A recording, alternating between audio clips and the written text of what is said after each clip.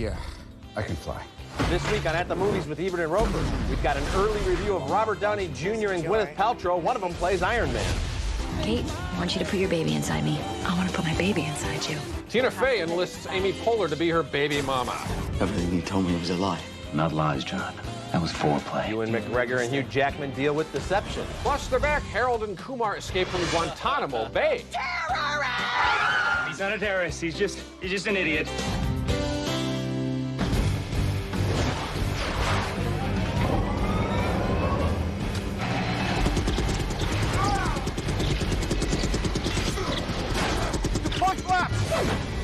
Well, the calendar still says spring, but let the summer box office season begin. I'm Richard Roeper. And I'm Michael Phillips of the Chicago Tribune. Every few months, another superhero flies out of the comic books and onto the screen. Now, here's a welcome addition to the roster, quick-witted and really well-acted. Iron Man opens next week. This is an early review. Robert Downey Jr. plays billionaire weapons manufacturer Tony Stark, a hard-living hedonist who jets off to Afghanistan to demonstrate a new weapons system. He's injured there and captured in a real attack. The jihadists are not expecting a man of iron, though. Luckily, Stark is a crafty fellow with a blowtorch. Back home, he refines the gear a little. Sometimes you gotta run before you can walk. Ready? In 3, 2, 1.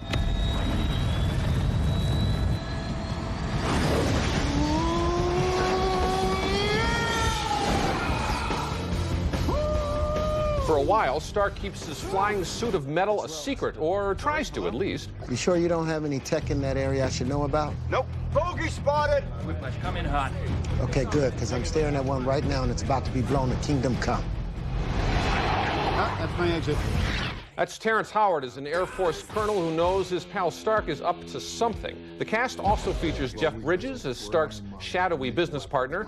Gwyneth Paltrow does her liveliest work in years, I think, as Stark's hyper-efficient Gal Friday. Now watch how these two enjoy keeping each other on their toes. What, do you got plans? As a matter of fact, I do. I don't like it when you have plans. I'm allowed to have plans on my birthday. It's your birthday. Yes. I knew that. Already? Yeah, isn't that strange? It's the same day as last year. Well, get yourself something nice for me. I already did. In flight, Iron Man is like the love child of RoboCop and the Rocketeer. He's kind of a throwback, in other words. Director Jon Favreau did Elf and Zathura, and while he's not an amazing visual stylist, he does know the value of keeping special effects in the service of the characters. So, my question is, will young audiences turn out for a big-budget superhero vehicle that doesn't go for the throat every second the way Transformers did? I hope so. This film's a lot more fun than Transformers, and Downey really was the guy to make Iron Man fly. I like this film. I'm with you, Michael. Yeah, you're right about RoboCop. I kept thinking he's Global Cop, basically. I mean, that's basically the look. Robert Downey Jr. is this movie. I mean, his portrayal of that billionaire guy is just, I mean, that's kind of in the Downey zone, the quick-witted, playboy, fun-loving guy. But then he's also this genius who could put together the suit. You're right, it's a long time before we actually get to meet Iron Man, and that's just sort of prototype Iron Man. Yeah, and I don't know how the kids are going to respond. The other thing I have a question about is, this is a film that really does sort of question this whole idea of, like, is a weapons manufacturer learning to get a conscience about what he's doing, about how he's made his fortune? Is that the kind of story that's really going to catch $300 million domestic? Well, I don't know. I think audiences can handle the fun stuff as well as the fairly elevated debate about weapons manufacturers and those sorts of things. Right. I think where it's a little disappointing for me, Michael, is the last act. It's very obvious who the real villain's going to be, and the big battle. I'm like, well, I'd like to see Iron Man face off against a more worthy opponent. Yeah, and that's where you see that Favreau is not a major action director. But the heart of the film for me in this case is really those scenes between Downey and Paltrow, and Paltrow's really like she's very good in this. It's nice to see her having some fun, and I like the idea because with most superheroes there does come that moment where you're like, well, are they just going to solve crime in New York City, or are they going to really put their superpowers to super good? And that's what Iron Man's all about. So I think this could be a lasting franchise. Yeah, I hope so. Downey's great. Okay, next movie. The considerable talents of Hugh Jackman, Ewan McGregor, and Michelle Williams are completely wasted in Deception. This is a thriller for audiences that don't want to be thrilled or intrigued by the big surprises. That's because the script and the direction seem deliberately designed to give everything away. I don't know why, but that's the way it works, or doesn't work. Virtually every clue is telegraphed with dialogue or with an extra long reaction shot. It's as if they took a Hitchcock movie and dropped the style and the IQ level about 85%. She's looking at me. Yeah, she's looking at you. No, she's not. Maybe it's a suit. You don't think women have the same urges? Successful women, you know, working their off to stay that way? And? Well, let's just say there's a way that it can be taken care of. That's Hugh Jackman in a curiously bland performance as alpha male Wyatt Bowes, and McGregor in fumbling nerd mode as Jonathan, the accountant who thinks Wyatt is just the coolest. Even when they inadvertently switch cell phones, it's a big bonus for Jonathan. The person who you thought you were talking to isn't me. You're not who I spoke to on the phone? No, yes, I am. I came here, but I don't. You don't? Not too sure what's going on. I'm not too sure what's going on. Hey, isn't that the girl from Species? Well, the plot would have been more plausible if she had sprouted tentacles, but she's just a secret sex club hookup. Jonathan falls for the mysterious S, played by Michelle Williams, who's also part of that secret sex club. I don't want to complicate your life. No, I want all the complications you've got. Maybe you should go. Maybe you should stay. We also get cameos from Charlotte Rampling as a financial titan who enjoys anonymous romps. And Maggie Q is yet another member of that sex club. She provides Jonathan with valuable information at just the right time. Deception does have a slick look. What it doesn't have is the story we haven't seen before, executed in much superior fashion. Even the guilty pleasure Derailed with Clive Owen and Jennifer Aniston did a better job with a similar storyline. This is one of those innocent man gets trapped movies where the innocent man would be just fine if he didn't act like an idiot until the story requires him to suddenly turn into a genius. Terrible movie. It's a dumb damn movie. A dumb damn movie. Yeah, you're absolutely right about this idea of an audience getting so far out of the plot revelations. When they come, it's more like just a plot confirmation of what you already know. Yeah. You know, and that does not help anybody's engagement in this. Also, I think Ewan McGregor, he's kind of playing, you know, he's a guy who has to really work a little too hard to play this sort of like repressed bookworm, you know. And it's the equivalent of you know, the young actress who puts the glasses on and puts the hair up, and then they, you know, oh, Miss look Jones, at that, without your glasses, you're so attractive. yeah. And you're so right about, you know, the direction here, Michael. You know, usually in a movie like this where we learn a bunch of stuff at the end and there's that big revelation, we get all these flashbacks where all the little pieces are put together. Right. But instead they insert them every step along the way. They're like, you know, there's almost like arrows pointing. Clue. Clue. One of the major characters has to spit out an awful lot of plot exposition about what's something about a money transfer from Hong Kong to Madrid, and I thought my head was gonna explode. Yeah, no, I actually laughed out loud at that line. That was the one moment where I'm like, okay, this is just so stupid. I'm gonna laugh and try to have some fun with it, but it doesn't even work as one of those so bad it's entertaining. No. Later in the show, Harold and Kumar smoke a tremendous amount of marijuana and escape from Guantanamo Bay. Next, 30 Rock's Tina Fey reunites with Weekend Update pal Amy Poehler in Baby Mama. Experience it while I just watch. I want a baby, so I'm pursuing all my options. I met with an adoption attorney who was very encouraging, and I recently began the artificial insemination process. So, with a little bit of luck, I could be pregnant right now. I said too much for a first date, didn't I? Tina Fey owns a big chunk of the comedy world right now, and she deserves to. She also deserves a better star vehicle than Baby Mama. But I think this is going to be a hit despite itself. Fey plays Kate, a successful single woman, along the general lines of 30 Rock's Liz Lemon. She wants a child, and unable to conceive, she contacts a surrogacy agency run by Sigourney Weaver. We're also expensive. Our fee is $100,000. It costs more to have someone born than to have someone killed. It takes longer. Kate's surrogate is Angie, played by Fey's fellow Saturday Night Live veteran Amy Poehler. This working-class lunkhead with a vaguely defined New Age spiritual bent doesn't know the first thing about pregnancy. This is your folic acid, and this is your prenatal vitamin. You're serious about this? I don't want my baby to have a pinhead. I can't do it. Just try. Just relax. Close your eyes. Open your mouth. And do it. Swallow it. Take it. There you go. You did it. They're like Felix and Oscar with prenatal vitamins. Later, Angie tries to get the hang of birthing classes. How many of you are planning on using toxic Western medications to drug your baby for your own selfish comfort? Anyone?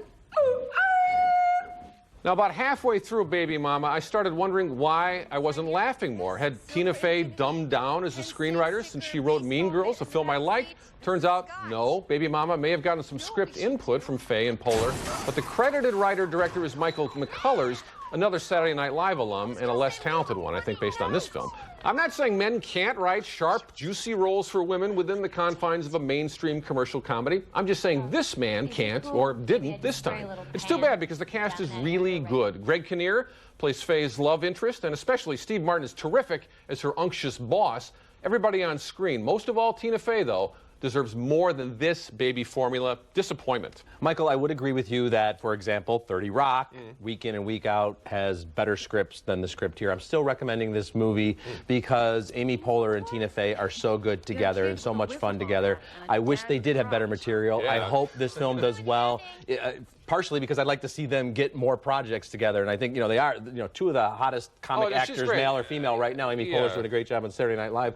Tina Fey with 30 Rock. They've been good in movies before. I'd like to see them work together again with a better script. I think Poehler's trickier. She's working at sort of a very shrill sketch comedy level, and Fey's kind of obviously more of an underplayer. I get what you're saying. Yeah. I think my issue though is it really does matter how well these movies are made, and this guy, McCullers, is not any kind of has no instincts yet, anyway, for how to pace or build a gag, any of that. I think he knows how to pace a film. I think he knows how to build a gag, and certainly the cast knows how to execute those gags. It's just that it's very predictable. We see every single thing coming. I just enjoyed the ride. I mean, it's a very mild recommendation. I know that, but I really like the cast. I want to see Tina Fey and Amy Poehler work in more movies together. So a mild recommendation for me. Better script for them next time. I think they could make a top great comedy. So. I'd almost recommend it just for the way Steve Martin says "amazing salmon." There's one true word. Right, that's the one. Enough laughs for me to recommend. Okay. Coming up next, Harold and Kumar get their freedoms taken away, along with their bong. They were locked up for less than an hour, and they already escaped. We're gonna die. Focus on the road. You've had dozens of shrooms, my friend.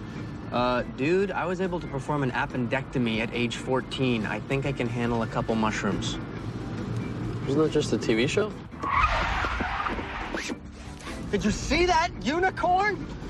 Its horn was so shiny. Well, next up is a real buzzkill, Harold and Kumar Escape from Guantanamo Bay. As much as I enjoyed the pot-fueled laughs and the sheer energetic lunacy of the original, I was really let down by this uninspired sequel. There are a few stoner laughs and the decent performances from the leads, but the script feels like a rehash and the direction is heavy-handed. The likable John Cho and Cal Penn are back as Harold and Kumar, respectively. We pick up the action pretty much where the first film left off, with the stoner pals on their way to Amsterdam. So just because of the color of my skin, you assume that I have drugs on me? What are you, a racist? Racist? Dude, I'm black. He's black. He's not racist. Please, dude. You're barely even brown. No. They do make it onto the plane, but Kumar's idiotic insistence on lighting a smokeless bong midair results in a colossal misunderstanding. It's colossal, but just not very funny. Our heroes are accused of being terrorists. Guess what? What? Where you guys are going, they have never even heard of rights. Where are we going? After Harold and Kumar escape, it's road trip time, where they get into all sorts of predicaments, none of them very funny. Look what we got us here, brothers. Mexicans! You know, I expect more from Harold and Kumar than extended jokes about easy targets like the Klan and dumb government agents and George Bush and Alabama hunters and uptight young Republicans. Yes, Neil Patrick Harris is back in perhaps his best role ever, playing Neil Patrick Harris, but even that seems a bit disappointing and like a leftover from the first movie. The two romantic plots are also predictable and without much spark. I still think there's life left in the Harold and Kumar franchise, but if they go for the threequel, they're going to need better material to work with, Michael. No kidding. Yeah, there's a bummer because there's one scene that's so good. It made me think this thing is going somewhere. It's that flashback where you see Harold and Kumar about a few years earlier in college, and it's actually funny. It's very sharp, and the whole rest of the film, to me, it felt it's kind of stridently crass. Where the original was sort of easygoing in its crassness, you know. And I like the first one a lot. This one's a bummer. I love the first one. The laughs throughout, and we really got to know these characters. So now we have this goodwill built up, and they kind of spend it all. We're seeing them doing the same thing, going through the same stuff. Only it's not as as funny. And I expected them to turn to each other at some point and say, you know, haven't we seen this movie before? Haven't we been in this movie before? Unexploited title, you know, very funny title. Yeah. And this whole idea of them getting thrown into Guantanamo Bay is actually a very sharp, satiric idea. That's about 3 minutes out of this picture. Yeah, and the rest of it's just sort of all over the place. And 3 incredibly crude, incredibly unfunny minutes. Right. You know, the scene in Guantanamo Bay. And each time when there's a way to go for a better laugh, they seem to, you know, just fall back on the cheapest laugh imaginable. I agree. I've spent time in Guantanamo, and it was much funnier, actually. Yep. Okay. I now want to talk about 2 of the most significant motion pictures since the dawn of the sound era. On second thought, let's talk about the Burt Reynolds poker movie and Zombie Strippers. In Deal, Reynolds plays a retired poker legend who shows the ropes to a brash phenom played by Bret Harrison. Shannon Elizabeth co-stars as some broad or other. What do you do? I just graduated college. Nothing. I meant I'm the CEO for a Fortune 500 company. I shouldn't call her broad, she's more of a chippy. Thanks to some highly constricting plastic surgery, Burt Reynolds now looks like he's starting a new species of robo-human. His ideal mate, Jenna Jameson in Zombie Strippers. Here, the porn queen turned deeply serious actress tells Jennifer Holland that stripping is not for wimps. Couldn't do it, huh? Kid, it takes more than desperation to get out there on that stage.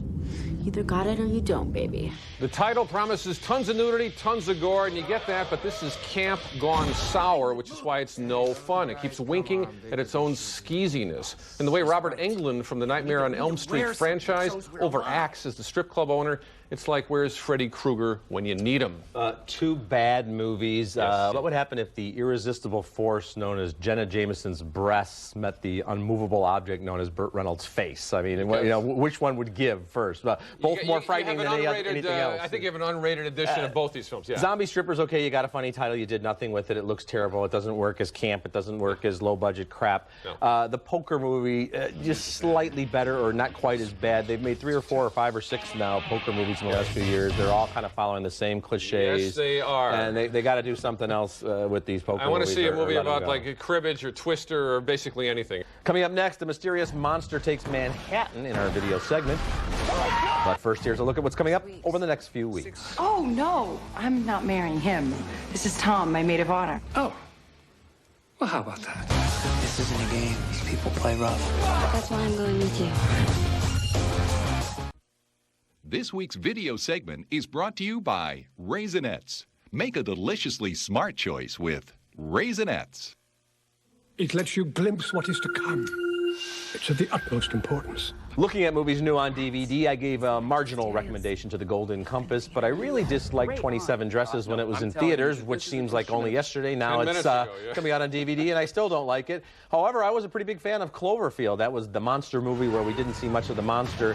The way I describe it is that it's like a Godzilla movie where you see it from the point of view of all those people who run down the street away from Godzilla. Finally, they get their moment. Yeah, and they got some cool stuff here, Michael. I really like the features where they showed us how they made a small budget movie look kind of like a big budget movie.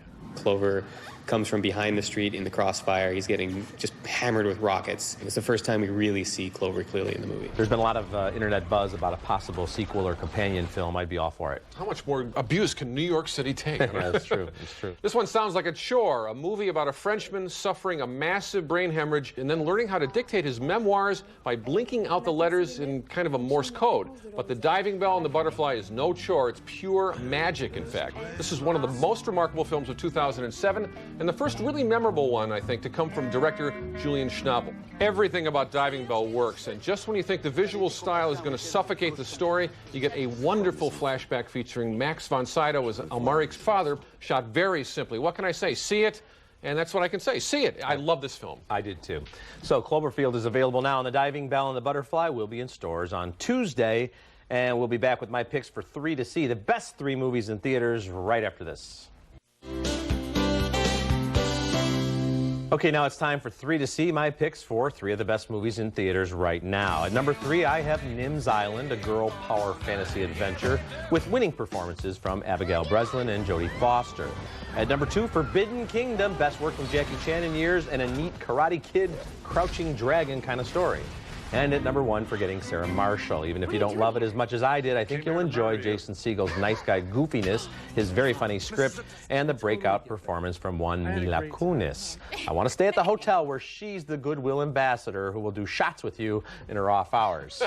I know, I don't know what the employee handbook actually says about that, but you know, this film, this is the thing about really loving a comedy like you did with this one, and I liked it a lot. You know, you risk hearing an awful lot of, well, you know, I liked it, but not as much as you, or, you know, comedy is a very personal thing, but I really think is. People need to get over the ad campaign for this one, which is witless and not nearly as funny as the film. Some of them need to get over my rave review. For some reason, people really got worked up about this because I said it might be on my list, or I said it would be on my list of my favorite 50 comedies of all time. Right. Why do people care if I have it at number 47 on my all-time list of comedies? Either you find it funny or you don't, but I'm glad that people do care that much about my opinion. I think it's news that it knocked out Police Academy 6 in your case. So 5. That's, 5. That's it for this week. Until next week, the balcony is closed.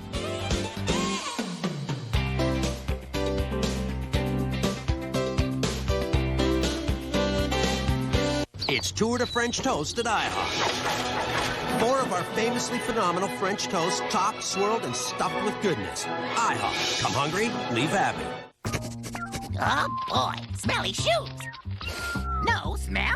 Odor Eaters destroys odor, absorbs wetness. Odor Eaters insoles powder and spray. O Cedar presents new Pro Scrub. Twice as much Collectex, better than ever dirt pickup. O Cedar makes your life easy. Pro Scrub Mop from O Cedar. What's in here is what's in here. Real peaches, fresh cream, Breyer's all natural, extraordinary taste.